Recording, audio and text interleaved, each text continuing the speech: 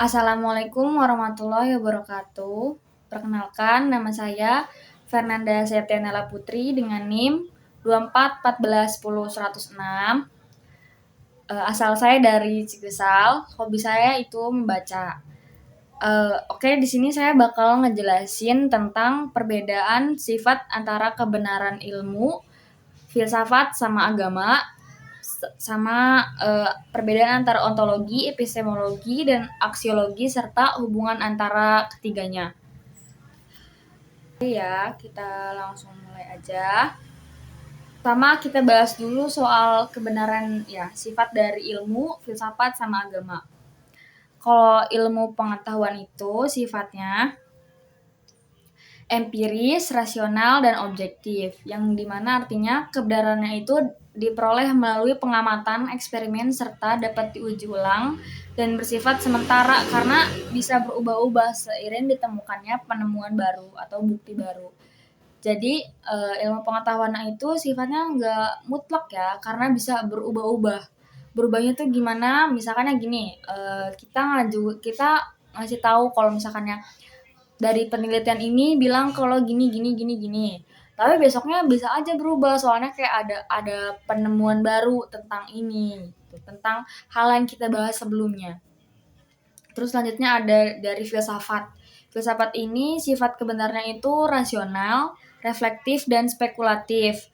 Yang dimana pemikiran ini diperoleh dari pemikiran yang logis, mendalam, dan argumentatif. Jadi di filsafat itu yang penting itu yaitu adalah alasan sama argumennya yang penting dari filsafat itu. Karena ini filsafat itu lebih kayak ngebahas pola pikir kita tentang apa yang bakal kita bahas. Terus yang selanjutnya ada agama. Agama ini sifatnya absolut dan dogmatif karena sumbernya itu diperoleh dari wahyu Tuhan. Jadi ini dari kalau sifatnya agama itu mutlak ya, karena udah nggak bisa dirubah karena kan itu dari wahyu dari Tuhan. Dan kalau dari agama itu sifatnya kebenarannya itu pasti bakal diyakini, tapi diyakinnya sama pemeluk-pemeluk agamanya atau penganut agama yang mereka percaya. Terus selanjutnya kita bakal ngebahas tentang ontologi, epistemologi, dan aksiologi. Nah, kalau ontologi itu ngebahas tentang apa yang menjadi objek kajian ilmu atau hakikat dari sesuatu yang diketahui. Jadi misalnya gini, kalau misalnya ontologi itu kita lebih kayak misalnya gini, ontologi itu nanya kayak apa sih apa sih yang lagi kita pelajarin gitu. Terus kalau misalkannya epistemologi itu ngejelasin bagaimana cara memperoleh pengetahuan tersebut, terus serta metode dan validasi dari kebenarannya. Kalau misalkannya tadi ontologi itu nanya apa sih yang lagi kita pelajarin, tapi kalau misalkan epistemologi itu kita nanya kayak kita taunya ini tuh dari mana, terus cara kerjanya tuh gimana, cara ininya gimana gitu. Terus kalau misalkannya aksiologi itu membahas buat apa pengetahuan itu tuh digunain. Terus ada nggak sih nilai-nilai yang terkandung di dalamnya gitu. Jadi kalau misalkannya epistemologi nanya kita taunya dari mana, terus caranya gimana. Terus tapi kalau misalkan aksiologi itu kita nanya kayak terus ini ilmunya tuh buat apa gitu, digunainnya buat apa, nilai-nilainya apa gitu.